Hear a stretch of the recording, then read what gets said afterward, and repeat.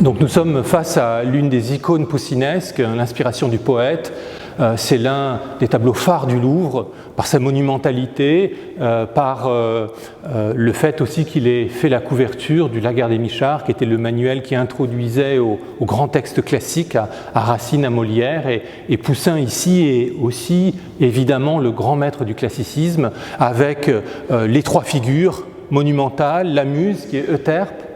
le dieu Apollon, évidemment, qui préside à l'inspiration, et puis le poète qui regarde vers le ciel, d'où il puise l'inspiration. C'est aussi un tableau qui a bénéficié d'une restauration importante au musée du Louvre en vue de l'exposition à Lyon, restauration qui a permis de dévoiler l'intensité du coloris, la qualité, la beauté du coloris qu'on ne voyait plus sous les vernis jaunis, altérés. On a retrouvé les bleus, vous voyez ces bleus si profonds, si beaux, qui sont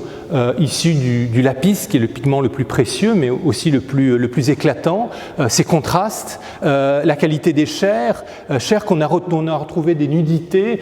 qui étaient masquées par des voiles, comme souvent dans les tableaux que nous présentons à l'exposition, ces nudités ayant choqué, elles ont souvent été recouvertes, et là on a eu l'audace au cours de la restauration d'enlever ces repeints anciens, repeints de pudeur on les appelle, pour retrouver, vous voyez, ces chairs savoureuses qui participent encore à ce pouvoir séducteur d'un tableau comme celui-ci. Donc on avait le Poussin classique, on le savait, et